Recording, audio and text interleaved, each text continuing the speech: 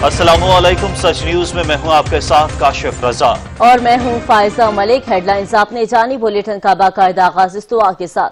ऐ अल्लाह अपनी रहमत से हमारे लिए मुश्किलात के हल का दरवाजा खोल दे। मोहम्मद वाले मोहम्मद सल्लल्लाहु अलैहि वसल्लम के वसीले से हमें हर किस्म की वबा और आफात से महफूज फरमा, आमीन। आगाज में सबसे पहले आपको बताएं कि जून के दूसरे हफ्ते में भी महंगाई का पारा मुसलसल हाई। एक हफ्ते के दौरान महंगाई की शरह में 0.5% इजाफा हो गया। दूध, दही, अंडा, LPG समेत 19 अशिया जरूरिया महंगी हो गई हैं। कामरान चौधरी रिपोर्ट करेंगे। जून का दूसरा हफ्ता महंगाई का पारा मुसलसल हाई। अदारा शुमारियात ने हफ्तावार महंगाई के अदाद शुमार जारी कर दिए। अदारा शुमारियात के मुताबिक जून के दूसरे हफ्ते में भी अशिया खुर्दोनोश की कीमतों में इजाफा हुआ। जारी दस्तावेज के मुताबिक एक हफ्ते के दौरान 19 अशिया जरूरिया की कीमतों में इजाफा रिकॉर्ड किया गया। अदारा शुमारियात के मुताबिक एक हफ्ते के दौरान टमाटर की फी किलो कीमत में 4 रुपए तक इजाफा हुआ। आटे की कीमतों में इजाफे का सिलसिला दूसरे हफ्ते भी न थम सका। रवां हफ्ते के दौरान आटे के 20 किलो के थैले की कीमत में मजीद 16 रुपए का इजाफा हो गया। अदारा शुमारियात के मुताबिक एक हफ्ते के दौरान ताज़ा दूध की कीमत में 1 रुपए फी किलो इजाफा हुआ, जबकि अंडे भी मुसलसल दूसरे हफ्ते महंगे हुए। फी दर्जन अंडों की कीमत में 4 रुपए तक इजाफा रिकॉर्ड किया गया। अदारा शुमारियात के मुताबिक एक हफ्ते के दौरान LPG का घरेलू सिलेंडर 2 से 2.5 रुपए तक महंगा हुआ, जबकि चीनी की कीमत में भी 27 पैसे फी किलो इजाफा रिकॉर्ड किया गया। अदारा शुमारियात की जानब से जारी दस्तावेज के मुताबिक एक हफ्ते के दौरान कुकिंग ऑयल की कीमत में 1.5 रुपए का इजाफा हुआ। इसी तरह से एक हफ्ते के दौरान दाल, माश, चावल, माचिस, मसाला जात की कीमतें भी बढ़ गईं।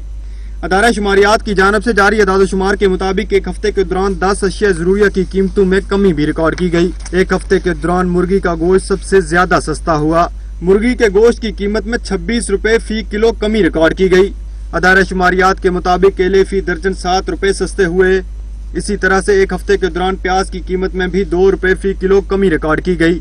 अदारा शुमारियात के मुताबिक दाल मसूर, दाल मूंग, जलाने की लकड़ी और लहसुन की कीमतों में भी मामूली कमी रिकॉर्ड की गई।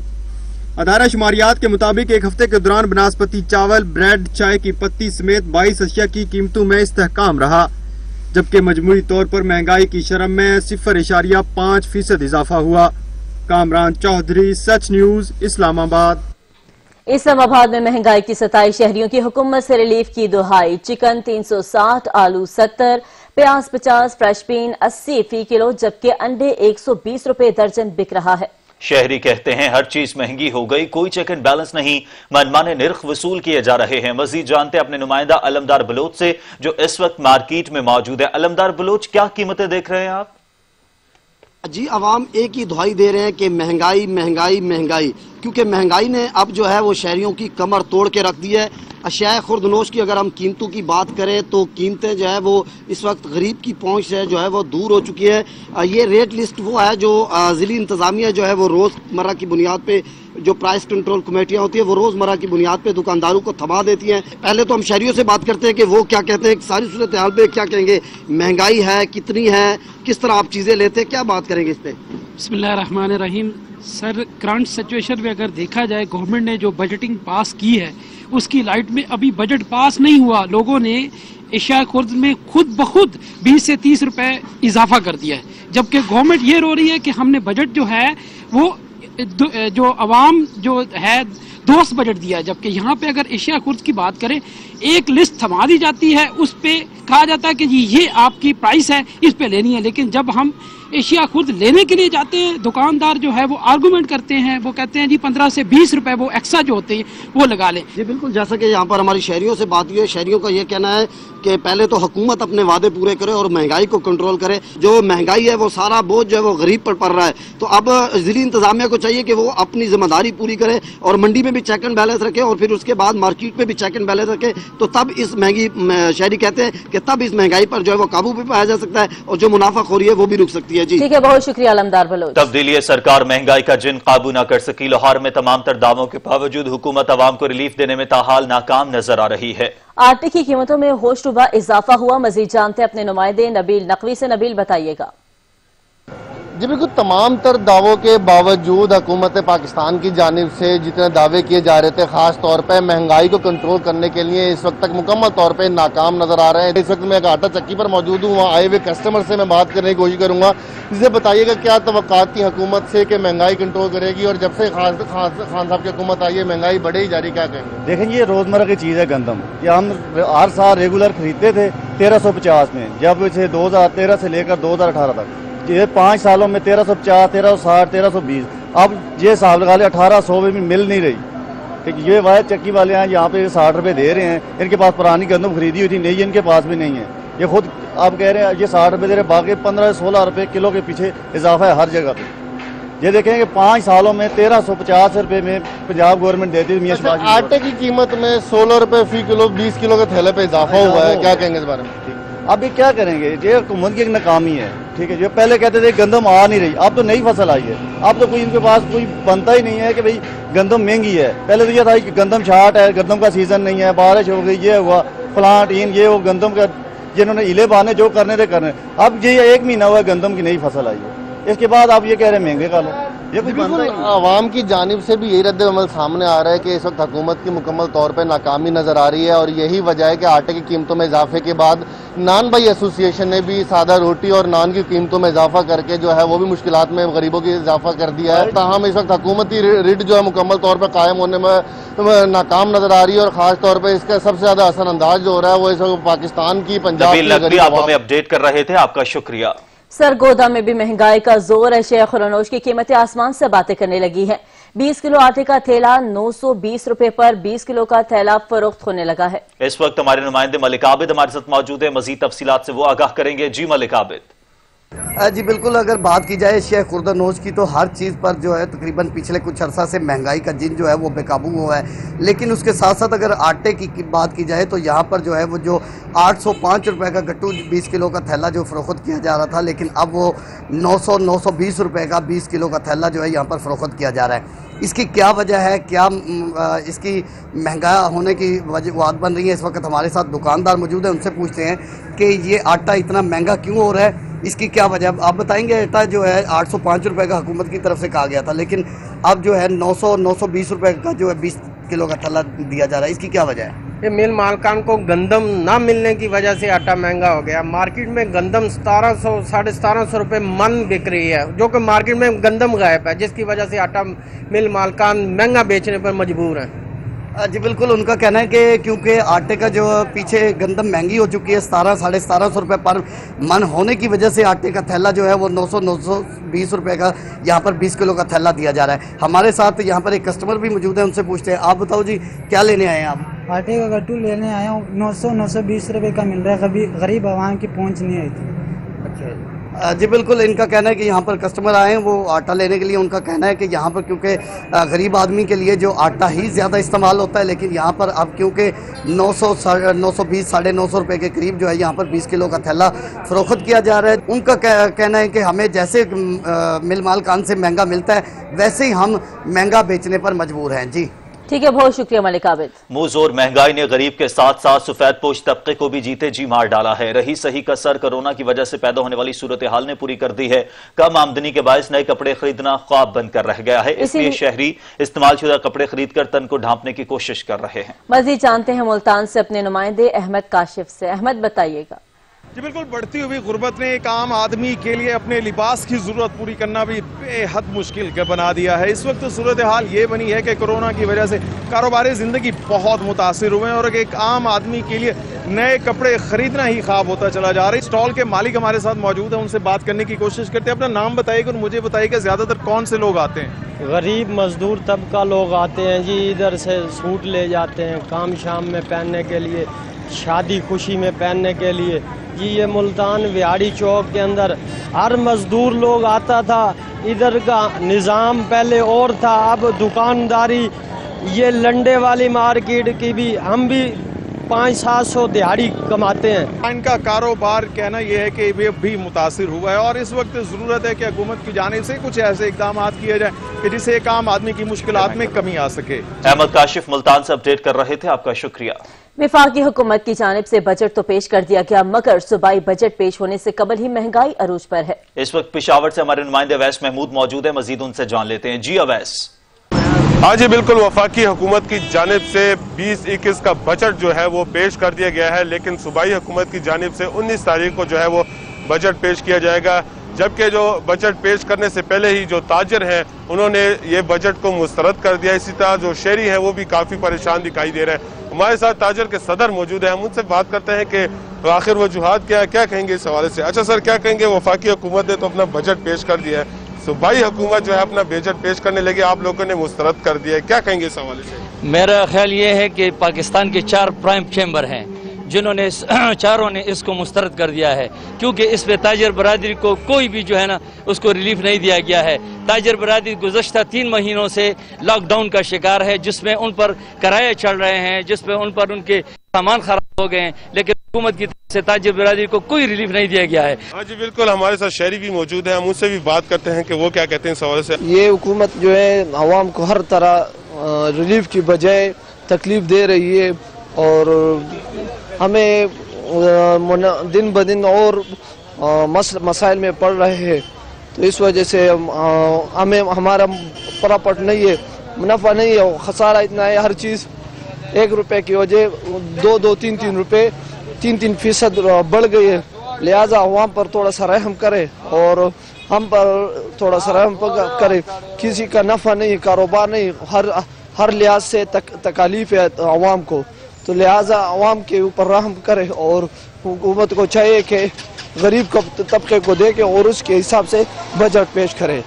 हाँ जी बिल्कुल, जैसे कि आपने इनकी बात सुनी, इनका भी यही कहना है कि 2020-21 का जो बजट पेश किया गया है वो आवाम दोस्त बजट नहीं है, बल्कि बजट पेश किया गया है वो उनको रिलीफ दिया जाए। अभी जो सूबाई हुकूमत ने भी बजट पेश करना है, तो इनका यही कहना है कि सूबाई ताजरों ने तो उसको मुस्तरद कर दिया है, लेकिन आवाम का यही कहना है कि आवाम दोस्त बजट जो है वो पेश किया जाए। जी ठीक है, बहुत शुक्रिया अवैस महमूद। शहरी अशिया जरूरिया की कीमतों में होशरुबा इजाफे से अवाम परेशान है। शहरी कहते हैं जरूरत की हर चीज हमारी पहुंच से दूर हो चुकी है, हम क्या करें, कहां जाएं, किससे फरियाद करें? कुछ भी नहीं, हालात खराब है, महंगाई भी है और बेरोजगारी भी है। रहेंगे ही नहीं, जिस तरह उसने कहा था कि करीब कोई नहीं रहेगा। अब जारी बात है, करीब की पहुंच से तो हर चीज दूर है। इतने लाख नौकरियां दूंगा, किसको नौकरी दी है? ये है कि हर चीज़ महंगी हुई है, चिकन से लेके सब्जी तक, कोई भी चीज़ लेने जाए, गोश्त लेने जाए, मार्केट से रेट डबल हो रहे हैं। चीनी महंगे, सब्जी महंगा दे रहे। कल गेहूँ आलू के लिए एक जगह 80 रुपये थे, दूसरी जगह 60 रुपये थे, तीसरी जगह 50 रुपये थे। ये रेट है, ये तो पेट्रोल सस्ता हो गया तो रेट भी कम होना चाहिए। जुडिशल एक्टिविज्म का पेट्रोल बहरान पर लाहौर हाई कोर्ट से रुजू, अदालत नैब को बहरान के जिम्मेदारों के खिलाफ कार्रवाई का हुक्म दे। जुडिशल एक्टिविज्म की जानिब से दायर दरखास्त में मौक़िफ़ इख्तियार किया गया कि मुल्क में पेट्रोल का मसनूई बहरान पैदा किया गया। हुकूमत ने पेट्रोल सस्ता किया, मगर कंपनीज मनमानी कीमतों पर फरोख्त कर रही हैं। कंपनीज ने महंगा फरोख्त करने के लिए पेट्रोल जखीरा किया। सरकारी अफसरान के हवाले से भी कहा गया है कि मिली भगत से कंपनियां दोनों हाथों से अवाम को लूट रही थी। इस्तदा है कि अदालत पेट्रोल बहरान के जिम्मेदारान के खिलाफ नैब को कार्रवाई करने का हुक्म दे और अवाम को बिला तातुल पेट्रोल की फराहमी यकीनी बनाने के अहकामात जारी करे।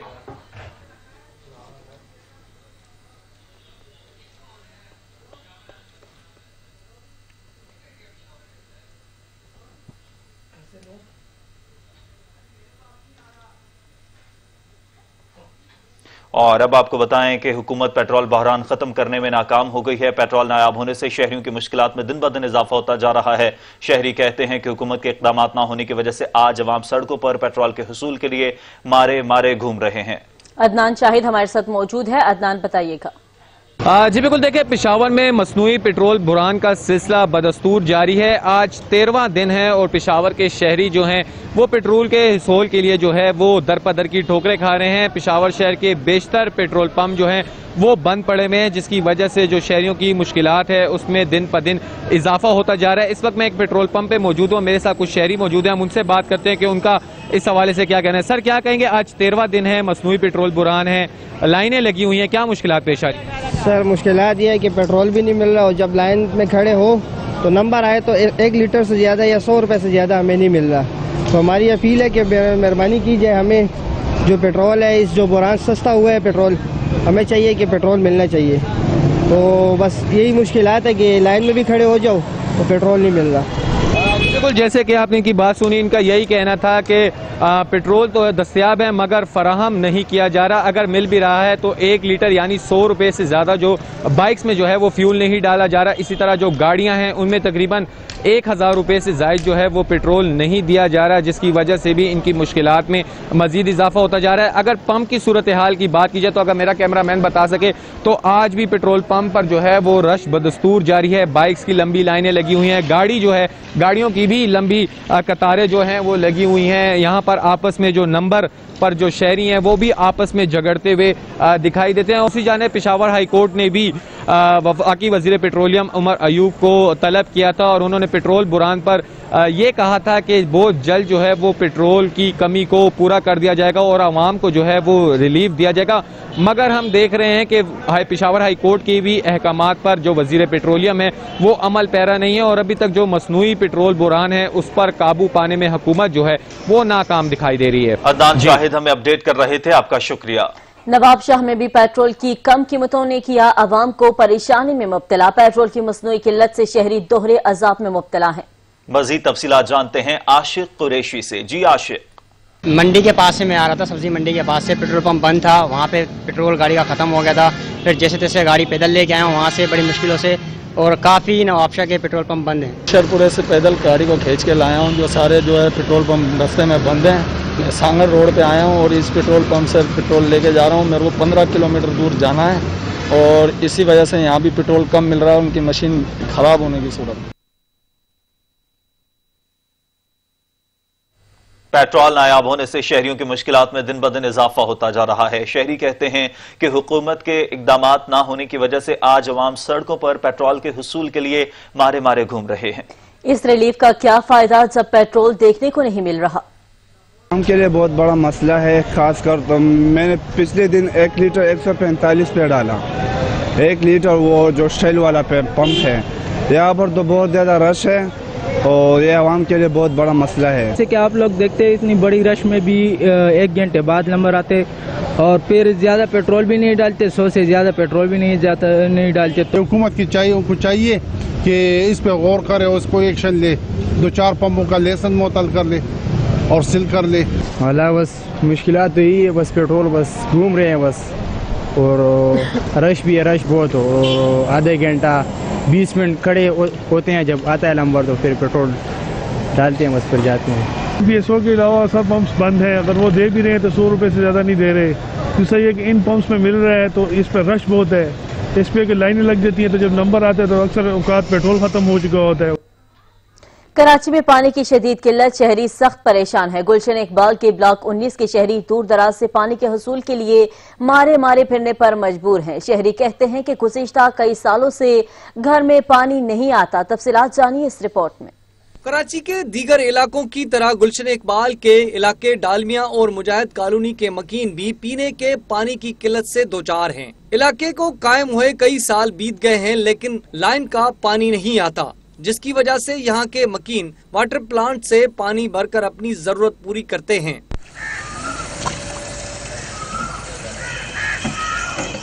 शहरियों का कहना है कि सुबह होते ही पहले पानी का इंतजाम करते हैं। 14 साल से हमारी गली में तो पानी नहीं आता।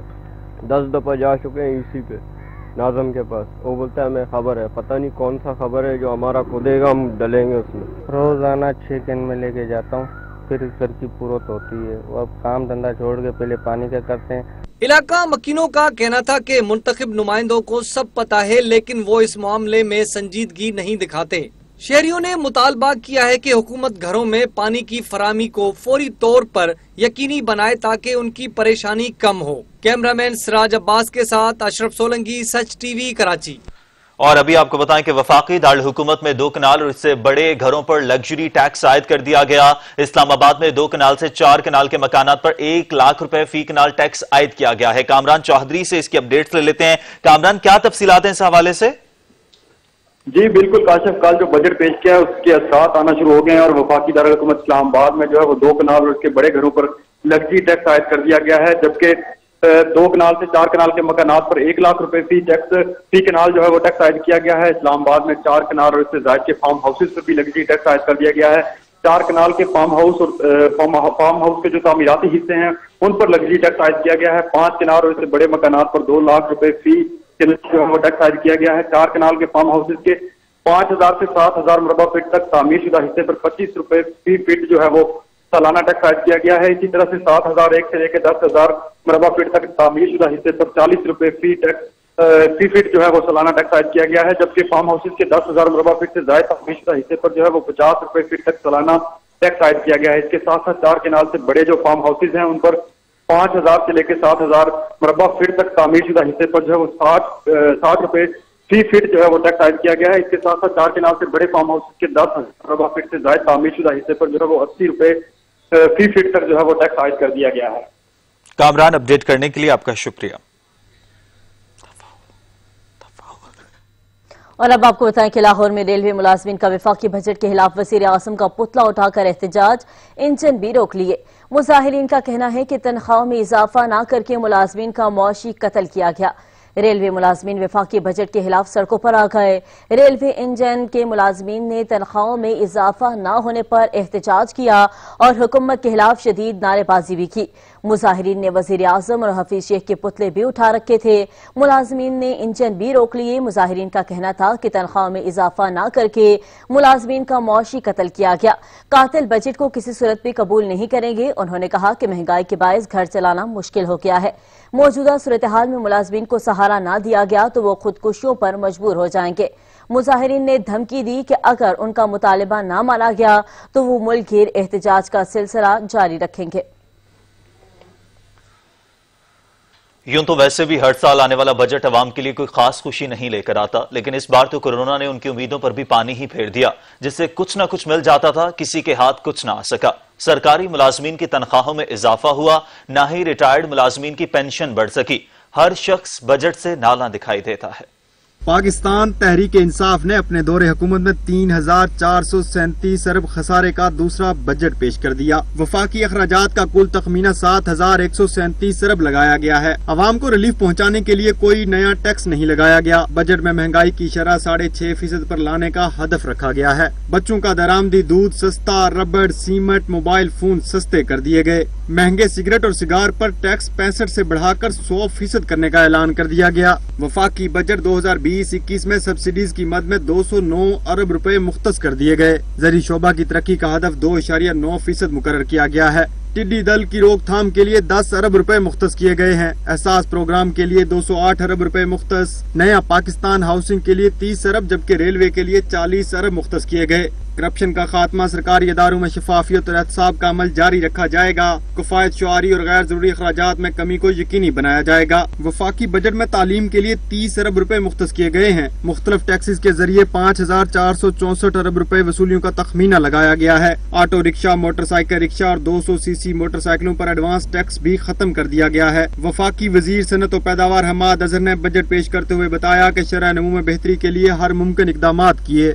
पाकिस्तानी मसनूआत को आलमी मंडियों में मुतारफ कराने के लिए मेड इन पाकिस्तान प्रोग्राम शुरू किया। पेंशन के निज़ाम को जदीद बनाने से 20 अरब रुपए की बचत होगी। लाहौर से आपको खबर दें, आपको बताएं कि लाहौर सर्विसेज अस्पताल में आग भड़क उठी। आग बुझाने की कोशिशें की जा रही हैं। आपको बताएं कि लाहौर की सर्विसेज अस्पताल में आग भड़क उठी है। आग बुझाने की कोशिशें की जा रही हैं। इसी पर मज़ीद डिटेल्स जान लेते हैं। जैन नकवी हमारे साथ मौजूद है। जैन, बताइएगा क्या सूरत हाल है वहाँ पर?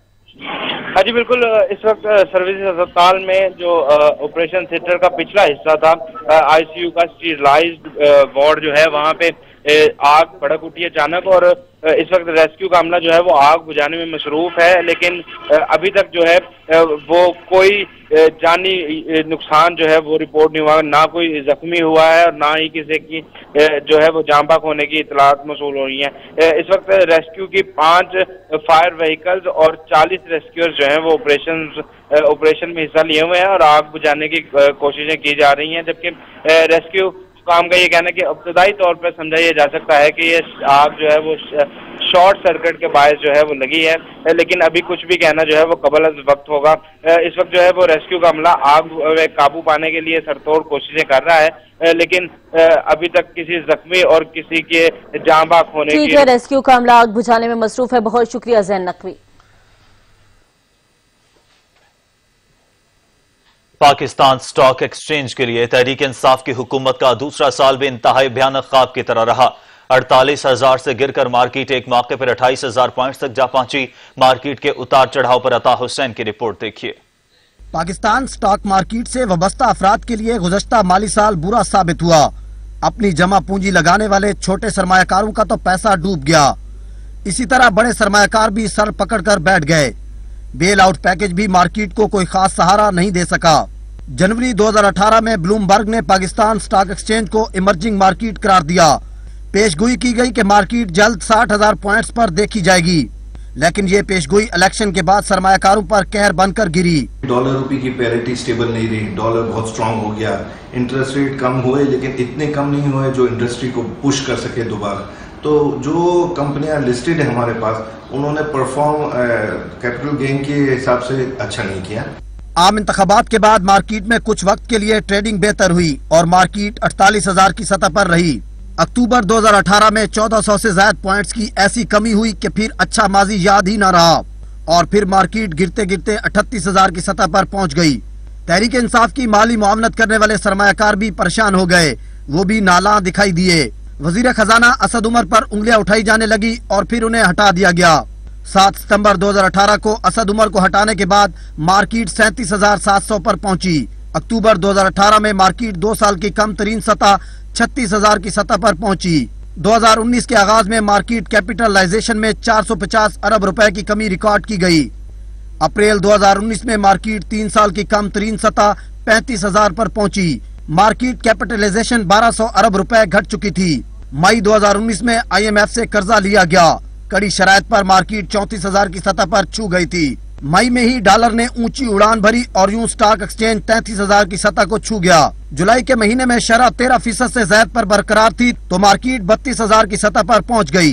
अगस्त में मार्केट 30,000 की सतह पर पहुंच गई। सरमायाकारों को एक दिन में 125 अरब का नुकसान हुआ। ब्लूमबर्ग ने स्टॉक एक्सचेंज का नंबर वर्ल्ड इंडेक्स में 20वें नंबर पर दर्जाबंदी में कमी कर दी। 2019 के इख्तिताम पर मार्केट 1000 की सतह पर पहुंच गई। मार्केट में लिस्टेड कंपनियों की तादाद 546 से कम होकर 534 रह गई। साल 2020 भी स्टॉक एक्सचेंज की किस्मत न बदल सका। मार्च में लॉकडाउन हुआ और 12 मार्च को पहली बार मार्केट क्रैश कर गई। यहां से आर्जी मुअत्तली का सिलसिला शुरू हुआ। स्टॉक मार्केट कुछ बेहतरी के साथ 34,800 की सतह पर देखी जा रही है। खबरों का सिलसिला जारी रखेंगे एक ब्रेक के बाद। हमारे साथ रहिएगा। ब्रेक के बाद आपको बताएं कि वफाकी दारुल हुकूमत इस्लामाबाद में आज से 2 रोज के लिए मुकम्मल लॉकडाउन है। कोरोना के बढ़ते हुए केसेस के बाद जिला इंतजामिया की जानिब से तमाम मार्केट्स को बंद रखने की हिदायत जारी की गई हैं। लॉकडाउन और SOPs पर अमल दरामद की सूरत हाल क्या है? नुमाइंदा सच न्यूज कामरान चौधरी हमारे साथ मौजूद हैं। जी कामरान, आगाह कीजिएगा। जी बिल्कुल, वफाकी दारुल हुकूमत इस्लामाबाद में आज से 2 रोज़ के लिए मुकम्मल लॉकडाउन है। सिर्फ अशिया ज़रूरिया की दुकानें जो हैं वो खुली होंगी। इसके अलावा तमाम मार्केट्स जो हैं वो हुकूमत की जानिब से बंद करने का ऐलान किया गया है। हफ्ता और इतवार के लिए इस वक्त एक मार्केट में मौजूद हूँ। मेरे कैमरामैन बिलावल खुर्शीद आपको दिखाएंगे। ये मेरे अकब में जितनी भी दुकानें हैं ये बंद हैं। इसमें सिर्फ अशिया ज़रूरिया की दुकानें जिनमें किराना, ग्रासरी और दूध दही की दुकानें हैं वो खुली हैं। इसके साथ साथ जो है वो SOPs की खिलाफ वर्जी पर एक हफ्ते के दौरान कई जगहों पे कार्रवाइयाँ भी की गई हुकूमत की जानिब से, लेकिन उसके बावजूद जो केसेस हैं कोरोना के वो मुसलसल बढ़ रहे हैं और तादाद अब तक इस्लामाबाद में तकरीबन 7,100 से ज़ायद हो चुकी है और कोरोना के केसेस की तादाद में मुसलसल इजाफा हो रहा है। और ज़िले इंतज़ामिया बार बार जो है वो शहरियों को जो है वो इस बात की तायीद वो भी कर रही है कि SOPs का ख्याल किया जाए। कोरोना के केसेस में मुसलसल इजाफा हो रहा है, ताम SOPs की खिलाफ वर्जी जो है वो भी नज़र आ रही है। ना लोग मास्क इस्तेमाल कर रहे हैं और ना ही किसी भी तरह की एहतियाती तदाबीर जो है वो अख्तियार कर रहे हैं। तो ओवरऑल अगर बात की जाए तो इस्लामाबाद में आज जो है वो आज से 2 रोज़ के लिए हफ्ता और इतवार जो है वो मुकम्मल आप अपडेट कर रहे थे, आपका शुक्रिया। कराची ट्रैफिक पुलिस का SOPs की खिलाफ वर्जी पर क्रैकडाउन जारी है। इसी हवाले से मजीद तफसीलात भी जानेंगे। कराची में सूरत हाल, ट्रैफिक पुलिस का SOPs की खिलाफ वर्जी पर क्रैकडाउन जारी है। मुजाहिर सईद से मजीद जानेंगे। जी मुजाहिर। जी बिल्कुल, देखिए SOPs की खिलाफ वर्जी करने वालों के खिलाफ जो है वो ट्रैफिक पुलिस मुतहर्रिक नजर आ रही है और काफी सख्त कार्रवाइयां जो है वो गुज़िश्ता रोज देखने में आई हैं। माली तौर पर अगर बात करें तो 27 लाख से ज्यादा माजियत के गुज़िश्ता रोज चालान किए गए, जिनकी तादाद जो है वो 7,762 है। तर्जुमान जो ट्रैफिक पुलिस है उनका कहना है ये गुज़िश्ता रोज पब्लिक बस में SOPs की खिलाफ वर्जी पर जो है वो 222 चालान किए गए। रिक्शा ड्राइवर के खिलाफ 575 चालान किए गए। न सिर्फ चालान किए गए बल्कि 259 रिक्शे जो है उनको जब्त किए गए, जबकि डबल सवारी पर 451 चालान किए गए। इसके अलावा जो गाड़ियों में ओवर सेटिंग की जाती है उस पर 51 गाड़ियों के खिलाफ चालान किए गए और इस सिलसिला जारी रहेगा। ट्रैफिक पुलिस का कहना ये है कि SOPs पर अमल दरामद करवाने की हिदायत मिली है और जो खिलाफ वर्जी करेगा उसके खिलाफ जो है वो कार्रवाई की जाएगी। ठीक है, बहुत शुक्रिया मज़ाहिर सईद। बलूचिस्तान में सरकारी दफातर में मास्क पहनना लाजमी करार दे दिया गया है। बलूचिस्तान में सरकारी दफातर में मास्क पहनना लाजमी करार दिया गया है। अब्दुल गनी काकड़ हमारे साथ मौजूद है, इसी हवाले से उनसे मजीद जान लेते हैं। जी बताइएगा। देखिए, बलूचिस्तान में मौजूदा स्मार्ट लॉकडाउन के दौरान सरकारी दफातर में जो लोगों की आमदरफ्त है उस दौरान ये बताया गया कि SOPs की मुकम्मल खिलाफ वर्जी की जा रही थी और लोगों को हिदायत दी गई थी कि वो SOPs पर पाबंदी करें, लेकिन वो इस पाबंदी की बाकायदा खिलाफ वर्जी कर रहे थे। और इस सूरत हाल को देखते हुए हुकूमत बलूचिस्तान ने अब ये फैसला किया है कि तमाम जो सरकारी दफातर हैं वहाँ पे जो भी लोग उन दफातर का रुख करेंगे उनके लिए ये लाजमी करार दिया गया है कि वो मास्क का इस्तेमाल करेंगे। और सरकारी मुलाजमीन की भी एक कसीर तादाद चूंकि इस वायरस से आए रोज मुतासिर हो रही है, इसलिए उनको भी ये पाबंद किया गया है कि वो इस हवाले से बाकायदा जो SOP है उसको मद्देनजर रखते हुए इक़दाम करें। इसके अलावा दो सरकारी महकमे बलूचिस्तान के उनके मुतल्लिका जो सरबराहान है उनको ये भी हिदायत की गई है कि वो अपने दफातर के बाहर नो मास्क नो एंट्री के बैनर्स भी अवेजा करें ताकि इस हवाले से लोगों में जो अवेयरनेस है वो भी पैदा की जा सके। अब्दुल गनी काकड़ अपडेट करने के लिए आपका शुक्रिया। पाकिस्तान में कोरोना के मुतासरीन तेजी से बढ़ने लगे हैं। मुल्क भर में कोरोना के तस्दीक शुदा केसेस की तादाद 1,23,504 तक पहुंच गई है, जबकि एक दिन में 88 अफराद जाँ बहक हो गए हैं, जिसके बाद अमवात की तादाद 2,155 हो गई। पाकिस्तान में कोरोना मरीजों की तादाद में इजाफा न रुक सका, अमवात भी बढ़ती जा रही हैं। National command and operation centre के ताज़ा तरीन आदादो शुमार के मुताबिक 24 घंटों के दौरान 6,472 नए केस रिपोर्ट हुए। पंजाब में 50,087, सिंध में 49,256, खैबर पख्तूनख्वा में 16,415, बलोचिस्तान में 7,866, गिलगित बिल्तिस्तान में 1,044, इस्लामाबाद में 7,163, जबकि आजाद कश्मीर में 574 केसेज रिपोर्ट हुए। मुल्क भर में अब तक 8,39,019 अफराद के टेस्ट किए गए। गुज़िश्ता 24 घंटों के दौरान 29,850 नए टेस्ट किए गए। अब तक 50,056 मरीज सेहतयाब हो चुके हैं, जबकि कई मरीजों की हालत तशवीशनाक है। पाकिस्तान में कोरोना से एक दिन में 88 अफराद जाँ बहक हो गए, जिसके बाद वायरस से मरने वालों की तादाद 2,551 हो गई। पंजाब में 938, सिंध में 793, खैबर पख्तूनख्वा में 642, इस्लामाबाद में 71, गिलगित बिल्तिस्तान में 16, बलोचिस्तान में 80 और आजाद कश्मीर में 11 मरीज जान से हाथ धो बैठे। पंजाब में कोरोना बहरान संगीन सूरत हाल इख्तियार कर गया है। अस्पतालों में बेड नायाब हो गए। लाहौर के मुतादिद अस्पतालों के ICUs में कोरोना मरीजों के लिए जगह खत्म हो गई है। पाकिस्तान के सूबे पंजाब में कोरोना वायरस का बहरान तशवीशनाक मरहले में दाखिल हो गया और अस्पतालों में मरीज सहूलतों की कमी का शिकार होने लगे। पंजाब में कोरोना से सबसे ज्यादा मुतासर होने वाला शहर लाहौर है, जहां सूबे भर के मरीजों की कुल तादाद के 1/3 से भी ज्यादा मरीज हैं। दूसरे नंबर पर रावलपिंडी, तीसरे नंबर पर मुल्तान, चौथे नंबर पर फैसलाबाद और 5वें नंबर पर गुजरावाला है। पंजाब में कोरोना वायरस से सबसे ज्यादा वो लोग मुतासर हुए हैं जिनकी उम्र 16 से 45 साल के दरमियान है, जबकि कोरोना से मुतासर होकर हलाक होने वाले अफराद में 80% लोग ऐसे थे जिनकी उम्र 60 साल से ज्यादा थी। सूबा पंजाब के दारुल हुकूमत लाहौर के मुतअद्दिद अस्पतालों के ICUs में कोरोना वायरस के मरीजों के लिए जगह खत्म हो गई। लाहौर के जना अस्पताल और जनरल अस्पताल के ICUs भर गए। न्यू अस्पताल के ICU वार्ड में 80% जगह भर गई। पंजाब के मुतअद्दिद अस्पतालों में मरीजों के लिए सहूलियात तेजी से खत्म हो रही है। वेंटिलेटर्स नहीं मिल रहे, ICU में दाखिला नहीं मिल रहा। कई निजी सरकारी अस्पतालों में ज्यादा बीमार मरीजों को नहीं लिया जा रहा। उधर वफाकी हुकूमत के मुताबिक अगर SOPs पर अमल ना हुआ तो हुकूमत मुकम्मल लॉकडाउन की तरफ जा सकती है। पाकिस्तान में कोरोना वायरस के इलाज के लिए एक्टेम्बरा इंजेक्शन का ट्रायल शुरू कर दिया गया है। इब्तिदाई तौर पर अस्पतालों को 15 मरीजों पर एक्टेम्बरा इंजेक्शन की ट्रायल की मंजूरी दी गई है।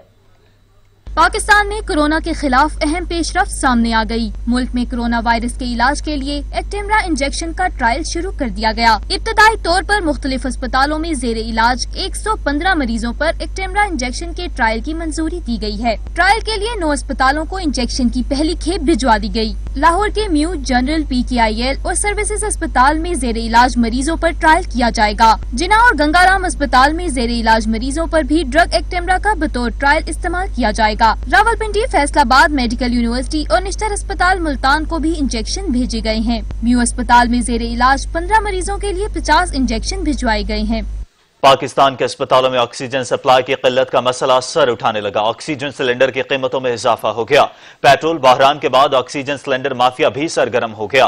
कोरोना वायरस के मरीजों में इजाफे की वजह से पाकिस्तान भर के अस्पतालों को ऑक्सीजन सप्लाई में मसाइल का सामना है, जबकि ऑक्सीजन सिलेंडर की कीमतों में भी इजाफा हो गया। डॉक्टर्स के मुताबिक कोरोना के हर एक मरीज को दीगर मरीजों से दुगनी से भी ज्यादा ऑक्सीजन की जरूरत पड़ती है। अस्पतालों के ICU, न्यूरो और दीगर वार्ड्स में मरीज इसी तरह मौजूद हैं, जबकि कोरोना मरीजों का इजाफा हो चुका है। डॉक्टर्स के मुताबिक ऑक्सीजन सिलेंडर कुदरती वसाइल से तैयार किए जाते हैं, उनकी किल्लत होने की कोई ठोस वजह नजर नहीं आती। फेस मास्क का हर वक्त इस्तेमाल और लॉकडाउन से कोरोना वायरस की नई लहर को फैलने से रोका जा सकता है। बरतानवी साइंसदान की तहकीक ने साबित कर दिया कि घर में बनाए गए फेस मास्क भी सूदमंद साबित हो सकते हैं। बरतानवी साइंसदानों के मुताबिक लॉकडाउन और फेस मास्क के इस्तेमाल से ही कोरोना से बचा जा सकता है। जिन मुमालिक ने वबा को कंट्रोल करने के लिए लॉकडाउन और एहतियाती तदाबीर पर अमल किया, वहाँ वबा को जल्द कंट्रोल करने में मदद मिली। तहकीक के मुताबिक जिन लोगों ने फेस मास्क का इस्तेमाल नहीं किया, उनकी वजह से कोरोना तेजी से फैलने का बायस बना, और जिन्होंने 100% मास्क के इस्तेमाल को यकीनी बनाया, वो न सिर्फ वबा से महफूज रहे बल्कि उसके फैलाव की रोकथाम में भी मददगार साबित हुए। साइंसदानों की शाया होने वाली तहकीक के मुताबिक जिन मुल्कों ने जल्द लॉकडाउन खत्म किया, वहाँ कोरोना वायरस की दूसरी लहर भी आ गई। मुहक्किकीन ने तजवीज दी कि अगर लॉकडाउन खत्म करना हो और कारोबारी सरगर्मियों की बहाली के लिए एहतियाती तदाबीर पर भी सख्ती से अमल दरामद जरूरी है। साइंसदानों के मुताबिक गरीब ममालिक में वायरस से बचाव के लिए घर में बनाए गए फेस मास्क भी इस्तेमाल किए जा सकते हैं। इंसानियत का दुश्मन भारत दरिंदगी से बाज न आया। मकबूजा वादी में रियासती दहशतगर्दी की ताज़ा कार्रवाइयों में मजीद 4 नौजवानों को शहीद कर दिया गया। वादी में तारीख इंसानी का बदतरीन कर्फ्यू बरकरार है। भारतीय मजालिम के इंतहा भी आलमी ताकतों को ख्वाब गफलत से बेदार न कर सकी। लाहौरंग वादी कश्मीर में भारतीय फौज के हाथों जारी आग और खून का खेल न रुक सका। रियासती दहशतगर्दी की ताज़ा वारदातों में बुज़दिल भारतीय फौज ने इस्लामाबाद के मुख्तलिफ मुकामात पर 4 नौजवानों को गोलियों का निशाना बनाकर शहीद कर दिया। गुज़िश्ता रोज भी भारतीय फौज ने नाम नेहाद सर्च ऑपरेशन की आड़ में जिला कुलगाम में 2 कश्मीरियों को शहीद कर दिया था। रवामा अब तक 27 नौजवान बुज़दिलाना कार्रवाइयों में शहीद किए जा चुके हैं। वादी में 11 माह गुजर जाने के बावजूद जबरी पाबंदियां बरकरार हैं। खुराक और अद्वियात की तरसील पर पाबंदी आयद है। कारोबारी मराकज भी बंद हैं। ज़राए मवासलात पर भी पाबंदी है। वादी में सहाफती सरगर्मियां भी ममनू करार दे दी गयी। इंसानी हकूक की तंजीमों को भी वादी से निकाल दिया गया है। इंसानी हकूक की तंजीमों को भी वादी से निकाल दिया गया है। दुनियाए मौसीकी के बेताज बादशाह मेहदी हसन को मद्दाहों से बिछड़े 8 बरस बीतकर उनकी गाई गजलें और गीत अदब फन के कदरदानों में आज भी निहायत मकबूल है। अजीम गायक की फनी जिंदगी पर नजर डालते हैं इस रिपोर्ट में।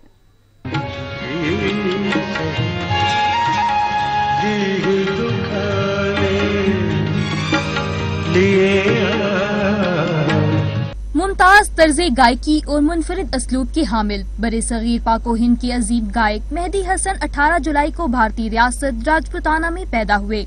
दुनियाए मौसीकी से कलावंत घराने से ताल्लुक रखने वाले मेहदी हसन ने सिर्फ 9 साल की उम्र में ही फनी गायकी पर दस्तरस हासिल कर ली। फिक्रे माश में अजीम फनकार को मुख्तलिफ औकात में मजदूरी भी करना पड़ी।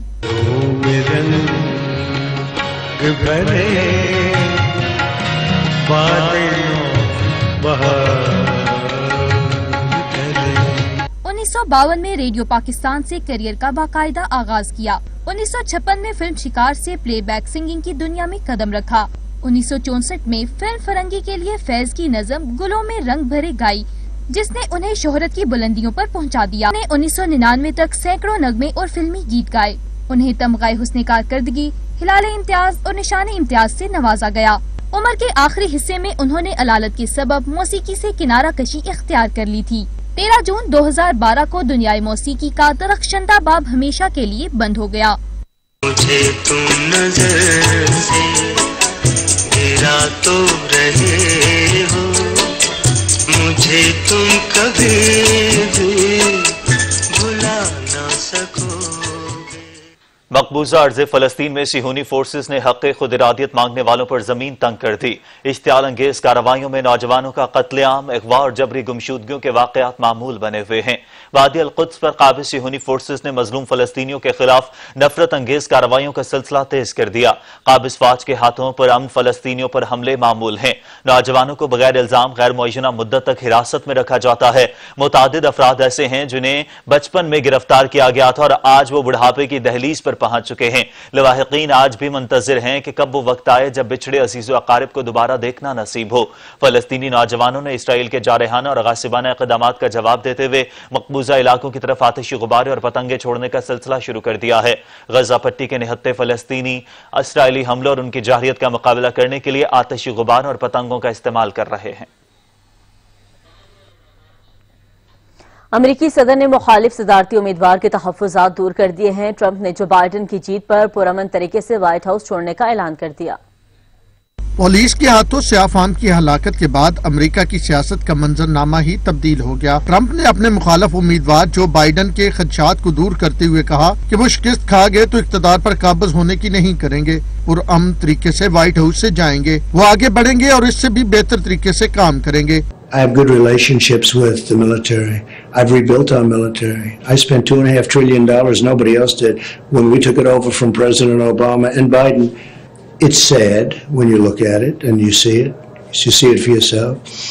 He's created his own sanctuary city in the basement of wherever he is, and he doesn't come out. And certainly if I don't win, I don't win. I mean, you know, I go on and do other things. I think it would be a very sad thing for our country. साथ ही interview में अमेरिकी सदर ने यह भी कह दिया कि फौज के साथ बेहतरीन ताल्लुकात हैं। इंतखाबात में शिकस्त के बाद कोई दूसरा काम करूंगा। डेमोक्रेट के नामजद सदारती उम्मीदवार जो बाइडन ने बयान दिया था कि अगर ट्रंप हारने के बाद भी इक़्तिदार से चिमटे रहेंगे और उन्होंने व्हाइट हाउस ना छोड़ा तो फौज उन्हें बाहर निकाल देगी।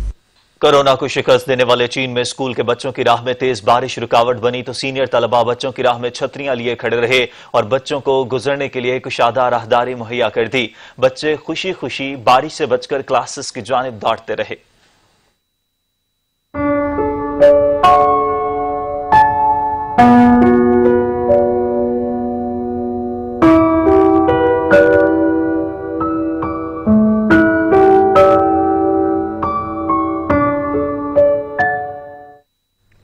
गुजरावाला के नवाही इलाके एमनाबाद में वाक़े 500 साल पुरानी मस्जिद जिसे इब्राहिम लोधी बादशाह ने तामीर करवाया था, वक्त गुजरने के साथ साथ हुकूमत की अदम तवज्जी के बाइस ये मस्जिद खंडरात में तब्दील हो जाती है। मस्जिद देखते हैं गुजरावाला से रशीद की रिपोर्ट। 500 साल कबल जब इब्राहिम लोधी दिल्ली का सुल्तान था तब एमनाबाद में इस मस्जिद को तामीर करवाया गया। इस मस्जिद का नाम उस्मानिया मस्जिद रखा गया, मगर अब तारीख में इसे लोधी दौर की मस्जिद भी कहा जाता है। कई साल गुजरने के बाद ये मस्जिद अब खंडरात का मंजर पेश करने लगी है। दरो दीवार टूट फूट का शिकार है तो मस्जिद के तरफ तालाब अब गंदे पानी के जोहड़ में तब्दील हो चुका है।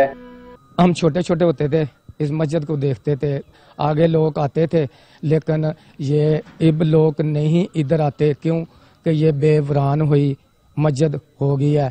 ये 500 साल पुरानी मस्जिद है जो लोधीरा में कंस्ट्रक्ट हुई। ये हमारी सकाफती शनाख्त है। जो कौमें अपनी सकाफत को छोड़ती हैं, अपनी शनाख्त को छोड़ती हैं, वो ख़त्म हो जाती हैं। मेरी अरबाब इख्तियार से हुकूमत से यही गुजारिश है कि वो इस तरफ ध्यान दें, इसको रेनोवेट किया जाए। ये मस्जिद फन तामीर का शाहकार है जो आज भी खस्ता हाली के बायस अपना वजूद बरकरार रखे हुए है। शहरियों का कहना है कि ये मस्जिद हमारा सकाफती विरसा है जो दिन ब दिन ज़बूं हाली का शिकार होता जा रहा है। इस मुकाम की दोबारा से तामीर करके इसे सयाहों के लिए खोलना चाहिए। गोरों की नकालों की ये दुनिया है दिल वालों की। अमेरिका में सियाफाम जॉर्ज फ्लॉयड के कत्ल पर कराची के ट्रक आर्टिस्ट का खराज तहसीन। खराज तहसीन पेश करने का निराला अंदाज जानिए अता हुसैन की इस रिपोर्ट में। अमेरिकी पुलिस के हाथों सियाफाम बाशिंदे के कत्ल पर जहां दुनिया भर में इंसानी हुकूक की हिमायत की जा रही है, वहीं कराची से ताल्लुक रखने वाले ट्रक आर्टिस्ट हैदर अली ने भी सियाफाम बाशिंदे की तस्वीर बनाकर सियाफाम बाशिंदों के हक में आवाज बुलंद की है।